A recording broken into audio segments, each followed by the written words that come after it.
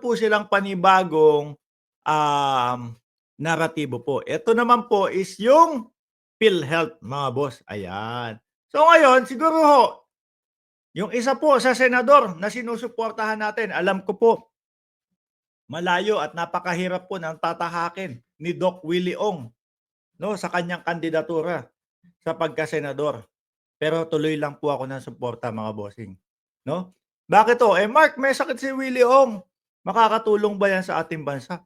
Unang-una, nakikita ko po yung sinseridad ni Doc Willie Ong, mga kababayan, na magkaroon po ng batas na tayo pong mga mahihirap, no, ay wag tayong mangamba na wala tayong maging lunas kung sakali nadapuan tayo ng mga karamdaman na kagaya po ng karamdaman na nangyari kay Doc Willie Ong. Siya nga po ang dumadaing. Napakamamahal po ng aking mga gamot. No?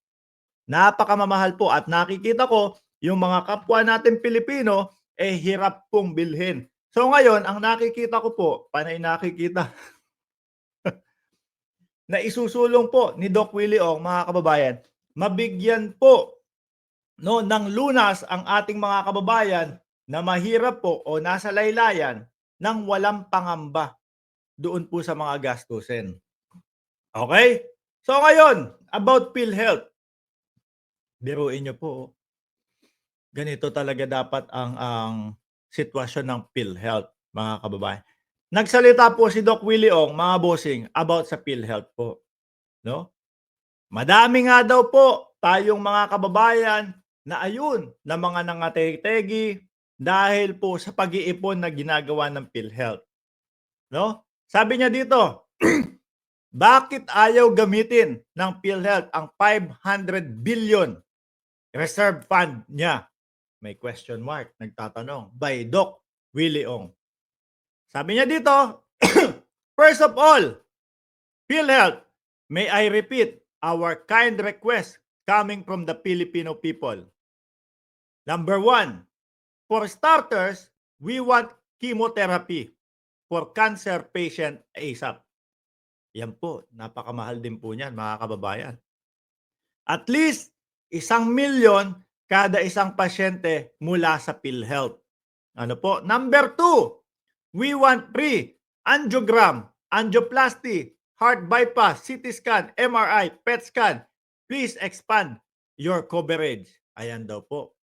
So, ang goal dapat ng PhilHealth, mga kababayan, ito po mismo po galing sa isang doktor, mga bossing, na sila po yung nakakakita ng mga senaryo sa ating mga ospital, no? Ng problema ng ating mamamayan. Ang goal dapat ng PhilHealth ay magbigay ng pera sa miyembro na mahihirap. Hindi goal ng PhilHealth ang mag-ipon ng pera. Ayan. Kumbaga, hindi nga naman bangko. Hindi naman kayo bangko dyan para purihin kayo. Uy, madaming naipon ng PhilHealth. Hindi po. Para gastusin po sa kapwa natin mahihirap, mga kababayan. Upang yung mga nasa bingit ng kamatayan, ng mga bingit ng, ayan nga, kamatayan, ay maisalba po sa pamamagitan po ng pagbili o paggastos para po doon sa kanilang mga karamdaman, para po pambili ng kanilang mga gamot. O, sabi dito, hindi goal ng PhilHealth ang mag-ipon ng pera para purihin kayo na wow, ang galing mag-ipon at mag-invest ng PhilHealth. What a healthy government-owned and controlled corporation, GOCC, daming pera. Hindi po ganon. No? Sorry, pero mali po. Mismo pong si Doc Willie Ong, mga kababayan, ang nagsasalita po niyan. Sabi, sorry, pero mali po. Hindi kayo bangko. Correct. No? Yan ang fundamental mindset ng PhilHealth leadership na taliwa sa gusto ng tao. Ang sabi ng Universal Healthcare Law, use the money, PhilHealth, not save the money. Kaya nga daw po, madami ang sa ating mga kababayan, yung mga wala po, natetegi na lang dahil kaiipon po ng PhilHealth. Tuloy pa natin.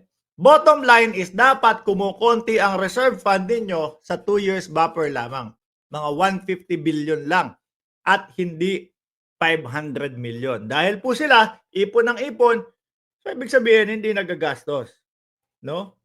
Sabi ni Mabel Kinjo, ano ba ang PhilHealth? 'Di ba insurance 'yan? Correct. Sa totoo lang, milyong ito ang pinakamatindi at napakadaling intindihin po na paliwanag, no? Sa totoo lang, ewan ko na lang ang mga DDS kung hindi pa maintindihan 'to. Sa totoo lang, milyong buhay na ang nawawala o ang nawala dahil sa ipon ng ipon mentality ng reserve. Imbis na gastusan yung mga kapwa natin, aba, pinapahirapan pa. Ay hindi, ipon namin, mababawasan 'tong ipon namin, eh. Oh, sa totoo lang, milyong buhay ang nawawala dahil sa ipon ng ipon mentality ng reserve fund. Sana maintindihan ito ng lahat. Hmm. Magdasal tayo lahat, mag-soul searching. May magagawa ba ako para maligtas ang buhay ng mahihirap na walang kalaban-laban sa inyo? Take a risk para matapos na ang problemang ito. Pray and pray. Doc Willie Ong. Mga bossing, si Doc Willie Ong, kung hindi ako nagkakamali, nasa pang-20 mahigit yung kanyang kandidatura sa pagka-senador po, mga bossing. Ako ho, naniniwala, 3 pa lang yung sinabi kong susuportahan, no, sa pagka-senador. Si Doc Willie Ong, dahil ako ay naniniwala na gusto niyang malunasan ang mga karamdaman na mahirap o hindi mabayaran ng mga mahihirap. Gusto niya magkaroon ng batas niyan, si Doc Willie Ong.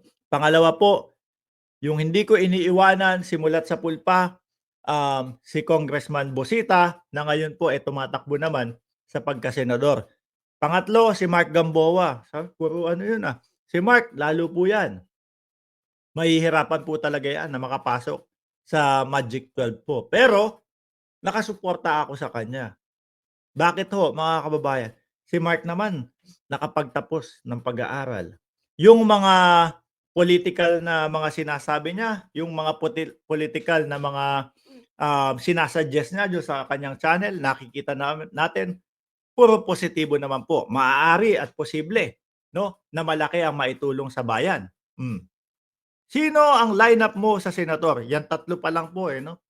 Kaya mga boss, sisikapin po natin na magkaroon po ng interview kay Doc Willie Ong. Ipapahanap po natin kung sino po yung posibleng makakonect sa atin kay Doc Willie Ong at matutunghayan niyo po yan dito sa ating channel. Paano po mga kababayan? Sana naliwanagan kayo dyan sa PhilHealth na pagpapaliwanag po ni Doc Willie Ong. Ako'y magpapaalam na. Maraming salamat at God bless po sa ating lahat.